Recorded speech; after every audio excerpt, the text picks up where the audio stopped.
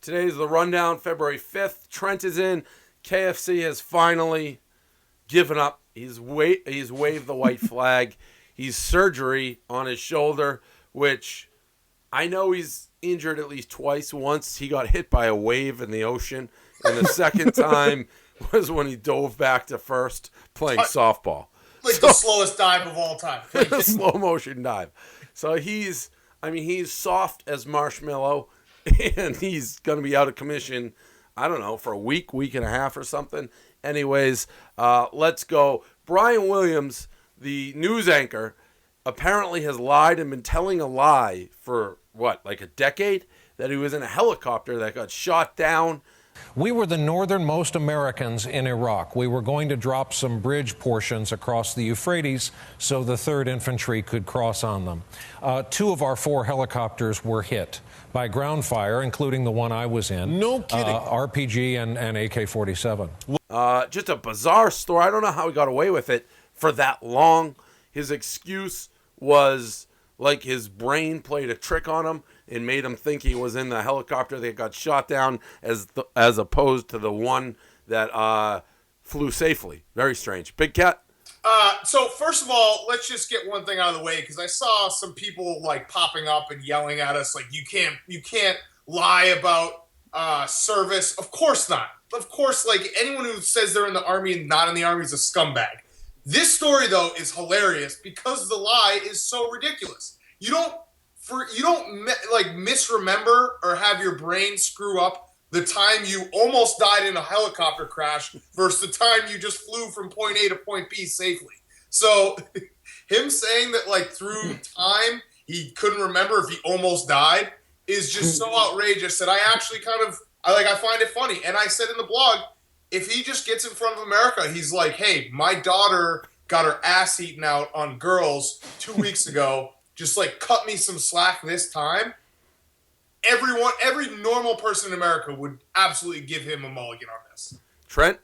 Yeah, I mean the whole thing is crazy, but to me, kind of what you said at first was it's been a decade. How does it get to this point? Like what was the breaking point where someone was finally like, no, wait, this didn't actually happen? Because it's not a small lie. It's not like, oh, I did something really small.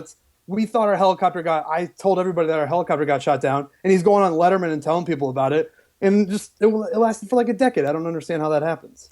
Yeah, he really hasn't apologized either. That's the thing that's like crazy. It's he's almost blaming it on his brain. Like his brain is a separate part of him. Like, I can't, like my brain did that. I didn't do that. He's pulling, like I used the clip for Roger Clemens saying he misremembered, but he's like pulling out all the stops from those guys. Like when Sammy Sosa just pretended he didn't know how to speak English, and Rafael Palmeiro pretended he didn't know how to speak English. Like that's what Brian Williams is doing, and I kind of like it. And also, I think he just recently started telling this lie. He hasn't been telling it for a decade. He started telling it like the last few years. So okay, but I mean, still a couple of years. Yeah, it's crazy. Like, with a lie like that, I mean, you're just on Letterman. That just seems crazy that you're just out there with it. I may try to come up with my own fantastic lie. Like, just come up with something just preposterous and see if I can get away with it for how long. Like, no, I can't get in trouble. I don't have to apologize to anybody who's someone going to fire me. I'm going to come up with a lie and see if I can do that. But your journalistic credibility would probably take a hit. Yeah, well, I mean, I can live with that. I think it'd be so easy. You just get the ball rolling and people believe it. All right, next up, this guy, Gary. One of the best videos we've had in a while. Starting to get back into the flow of Barstool stuff, not just Patriots. So Gary is bullshit that his neighbor is putting snow on his property and he's just going crazy. Fuck this, you motherfucking cunt pile of shit. So everyone in the neighborhood can hear you? I don't give a fuck who the hell hears it! Really? Okay. Well, then go ahead, yell louder. I have my hat on, so it's protecting my ears. Bullshit! But if you want to be such You don't blow it here anymore! Okay, sir. Now clear it out! Fuck you, I'm not clearing shit. You fucking asshole! Yeah. You worthless pile of shit! Yeah, Gary. Go back inside where it's safe for you, okay? Fuck you! Okay. Do not clear off my can, asshole! Oh, okay, I won't touch your garbage can. I'm sorry I touched your garbage can. Whoops. Oh, you are a Sorry, fucking Gary. psychopath. What do we got on Gary versus neighbor Trent?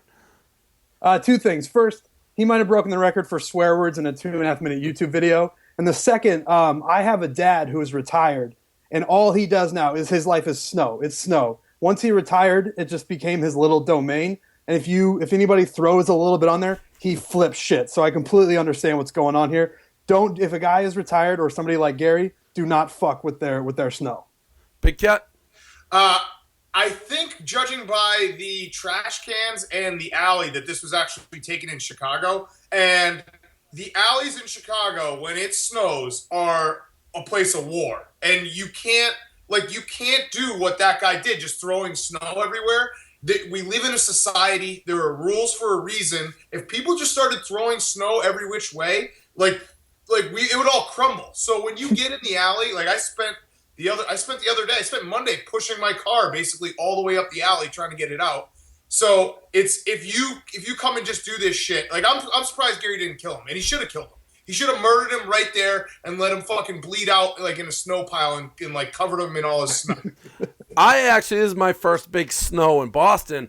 I actually don't know what you do, because I agree with Gary. You can't just throw snow in somebody else's shit that he shoveled. I have nowhere to put my snow. I literally have nowhere. You have to like walk. You have to put it. It sucks, but you have to like put it on top of your trash can. You have to get creative with your own area. You just can't throw it on other people's stuff. No, I agree with that, but I don't know where to.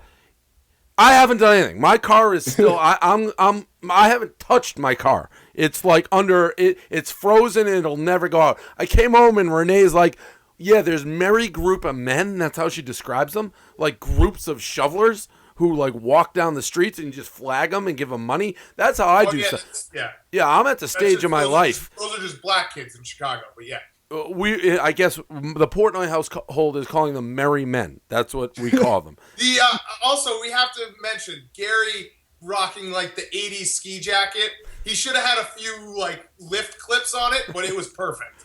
So I don't know. I think I'm just gonna let the snow stay and not even deal with it. And honestly, I'm at the stage of my life where I've delivered enough newspapers, made enough money. I shouldn't ever shovel. I always want younger kids that I can pay like $20, $50, $100. You do your manual labor and let me sit in the house. I'm beyond that. I don't shovel anymore. I'm beyond shoveling. I just don't know where to find these people. I was running around all day. I spent more energy looking for these merry men like they were ghosts or something. I couldn't find them. I was just running around my neighborhood like, where are these groups of people that supposedly you can buy? Verlander. This is funny. Verlander took Kate Upton to a wild safari at Disney World. Big Cat. It's poor people shit. Like, it's straight up poor people shit. And I said, and I stand by this, if his intention here is to break up with her and just like dumb it down, because I know that they went on nice trips when they first started a date. Like, if he's just trying to make it shitty and like, oh, we're going to Disney World, and like I said, if he goes to like Las Vegas, like, look, there's the Eiffel Tower, then I respect it. But if he's doing this for real and this is just what they do, they're like white trash now. And I'm not saying Disney World's bad, but it's just for regular people, not for people who have millions and millions of dollars. If I had $100 million, you couldn't pay me to go to Disney World and stand in line to see some like fake crocodile that they like took from, you know, the Everglades or wherever the fuck it was. Trent? I mean, I don't hate it, actually. The guy scored Kate Upton. I mean, say what you will about her. She's not what she used to be. But, I mean, if this is what she's okay with and you don't have to spend tons of money on lavish trips like you said they go on when they first started dating, fuck it, I would do this too. I don't hate Disneyland. I would go there. It sounds kind of fun. No, you're wrong. What? Trent, you're wrong. Trent, you were pumped when you went to like the Hyatt in Dallas off the highway. So it's a little different. That place was nice. Yeah. It's pure people, it's poor people, it's white trash. I have no problem with Disney World. When you go to the different countries within Disney World and you go on safari at Disney World, that is pure poor people, white trash, gross people. I don't want to be there. Verlander shouldn't be there. Upton, I don't care if you don't want to go to a real safari, because I want to go on safari. I want to go to Giraffe Manor, but I don't want to fly for 300 hours. But just do something else. There's plenty of places where you can go where that aren't fake safari lands and you're not fake riding the gondolas in Venice, but you're actually in fucking Florida. That shit is fake. That's the worst. That's trash. That's dirty. That's stuff I don't want to be. I have no problem. That sounds awesome. Taking your kids to Disney World. I have no problem with that. Do that. That's fine. But when you start doing adult shit in Disney World, well, then you're trash. All right? And Trent, I don't want to say you're trash, but you may be trash. So you may be the guy that I don't want to be rubbing shoulders with at Safari, thinking this is the best thing in the world, taking pictures, being like, oh my God, look at the Amazon.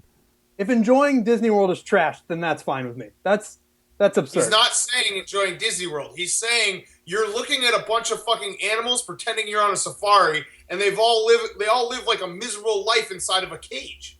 That is what I'm saying. No. Disney World itself, Disney World's American. Everyone, I've been to Disney World 1,000 fucking times. You ride the Dumbo things, you go up and down, you take your picture. Right. That's legit. If Upton and Verlander, if we saw them, a picture of them on like the teacups or something in Disney World, that's a totally different picture. Correct. They're on safari, but they're not. I would go with the safari there. I would. Bill Walton went on a marijuana rant in the middle of a basketball game. You know how I talk every week and complain about the NCAA not modernizing the rules? That's another rule they got to modernize. And this whole war on drugs has been an absolute failure across the board. And somebody's got to step forward, and we're looking for Obama to step up and say, why are we punishing people for things that are legal? Why are people languishing in jail for things that are legal? You look at the front page of the Register Guard right here in Eugene today, addressing that same exact point. Well, you're assuming we don't know what violation of team rules that he committed. You're assuming that he committed a violation for marijuana, but that's not what Lorenzo Romar has said. I love Walton. He's actually my favorite announcer. I could listen to him 1,000% of the time. Trent, what do you got? Who's his partner? Is it Dave Pasch? Because I listened to a couple of games, and it seems like Dave Pasch wants to kill Walton, which I like Walton too. I think his broadcasts are great. I've watched a couple of this year, but I loved how he wasn't sure because of privacy laws if it was marijuana, but Walton saw the opportunity, and he was like, I don't care what it is. I'm talking about marijuana laws. I thought it was great. Big Cat? No, Trent, you actually have it wrong. Dave Pasch is like the only man in ESPN, maybe the world, that can sort of keep Walton together, even though he's never together. He he has some kind of Zen-like quality to him where he can he keeps Walton from going off for the whole time. He goes off. You can't contain Walton. I mean, you can't stop Walton. You only can hope to contain him. I will say this though, ESPN's getting a little ballsy. They used to keep Walton and Pasch at like 10 p.m. because like I'm a degenerate, so I obviously watch all the games. They've been pushing it, and like last night's game started at 8. Walton's not ready for regular America. Like they can't handle him and what he's bringing to the table. Well, at one point, Walton was like a main guy on on the NBA. Yeah, but he was a little less. He's gotten progressively crazy. The thing that I love about Walton, it happens every single game, is he'll make like a simple bounce pass for a layup, and he'll be like, that was the most wonderful pass in the history of sports, and what is right about this beautiful game of basketball. Like, he does that all the time, and I love it. There was a game earlier this season where he's like, this game that we're calling today, it's the center of the universe. It's the most important game that's ever been played. It's Washington State versus Gonzaga. Yeah. December. That's why I love it. This 6'8", 410-pound recruit from BYU. Again, I'm just slowly getting out of all Patriots. Who is this guy? And why was the BYU staff made like a rap that was actually really funny? 6'8" and 4'10". I'm talking to you, partner, in the air. You gon' play 2 gap, maybe 3. You the only dude in this here state, B. Be the biggest dude I ever seen in my life. Ain't nobody gonna put up with this strife up, because they know we got the whole boys, and we gon' do this with some noise up.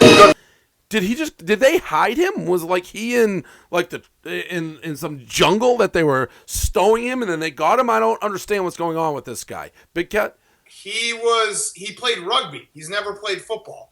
But BYU is smart. Give me the Tongans, the Hawaiians, the Samoans. Give me all those guys. You can never have enough of those guys on your defensive line just like eating up space. Those guys are bad motherfuckers, always. So they're like the baddest motherfuckers there are. Like you think of like Haloti Nada and all these guys. So I think they just recruited him because he was Tongan or whatever the fuck it is. And 410, 6'8", 410s, that's like the biggest human alive. Trent? Yeah, no, I think he's right. Yeah, just get all the big, huge guys you can, and then you just take a chance on them. Then you try to sculpt them into some sort of football player. 6'8" or 6'8", 410 was it? Yeah. That's fucking massive for like a high school. I don't know where they're getting these kids, but if that's where football is headed, then it might be. I don't know. That dude's fucking huge. Yeah. Last up, Saved by the Bell reunion last night on not Jimmy Kimmel, on Jimmy Fallon. Really funny. Really funny. I thought Slater actually kind of stole the show. Trent, what'd you have? I thought it was good. I think I kind of missed the Saved by the Bell, like when it was popular. Because I watched it and I thought it was good, but I don't. I know the characters' names, but I don't think I would have enjoyed it, or I didn't enjoy it as much as guys who actually watched it when it was on. Big Cat. Belding is huge. Belding might be bigger than the Tongan guy. Like that is the best fucking guy I've ever seen. When he came out, I gasped. He's grown so like he's a big brick ball. I don't even know what he is. And the other thing I noticed, it's got to be brutal to be Lisa Turtle because Screech isn't there because he stabbed a dude on like New Year's Eve. Lisa Turtle's not there just because she looks fucking awful. Like that's the only reason she's not there. So that's got to hurt if you're Lisa Turtle sitting at home and like you flip on the TV and you see them all there and you're like, oh, why didn't I get invited? So we did back in the early Barstool days, a Saved by the Bell party and hired Belding. So Belding was actually there. Super nice guy. He was like singing, rapping, doing the whole works. He hadn't exploded to like 600 pounds yet, but I got a nice signed Mr. Belding picture, and he was a good dude. A lot of the chicks dressed up in the Bayside gear. That's it. That's the rundown. Kind of a weak one today. That's the rundown for the week. And, I'm still noodly. I am still real noodly. So but the Patriots aren't. Yeah, I can't move this mic, right? I can.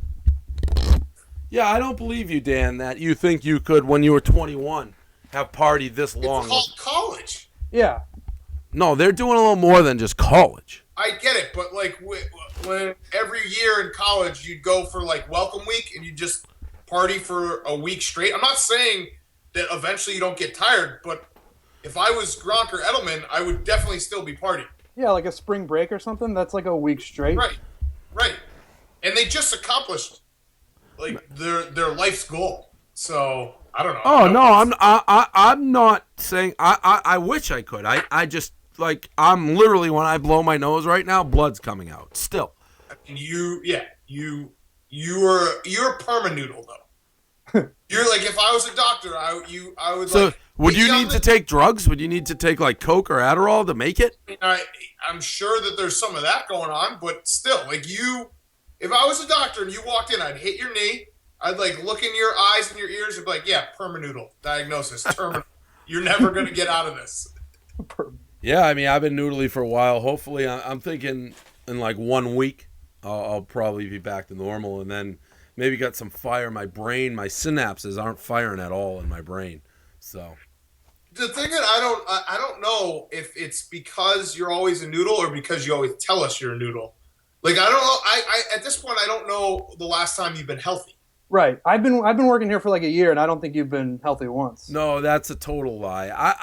I got sick before the Super Bowl, and the last 2 times we were in Arizona. Those are the last 2 times I was sick. I mean, yeah, but you get sick for a month straight. Yeah, I have a hard time kicking cold. So like you were sick, but that's my point. You were sick in December, and you're sick in January. You've been a noodle for the last 2 or 3 months. 2 months. Guess so. It's just noodle life. Noodle life. What are you gonna do? Hey, did you know Merrill Hodge is a Mormon? His son is also going at BYU. No, I didn't know that. Yeah, that's a little bit weird, right? I mean, I think everybody who's a Mormon is weird, but I don't know that it's necessarily more like Merrill Hodge. I mean, there's got to be Mormons out there, I guess. I just didn't think it was Merrill Hodge, I guess. Yeah. I feel like Mormons are more, they talk more about being Mormons. Like, you know a Mormon when you see them. They're pretty in your face about it. Yeah, they're trying to tell you how true. much of a Mormon they are. I don't know if that's true. Merrill Hodge, sneaky Mormon. I could see, like, Trent. I mean, Trent looks like a Mormon. I look like a Mormon? You look like you could be a Mormon.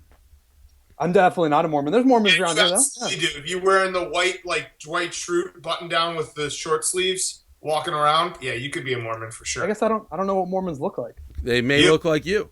I just look in the mirror and that's a Mormon? Yeah, I mean, I'm not saying you're not a Mormon, but it wouldn't shock me if you, well, it would because I know you. But if you came out, you know, like, I'm a Mormon, I'd be like, oh, yeah, I guess. That makes sense. Yeah. Not a Mormon. All right. That's the rundown for the week.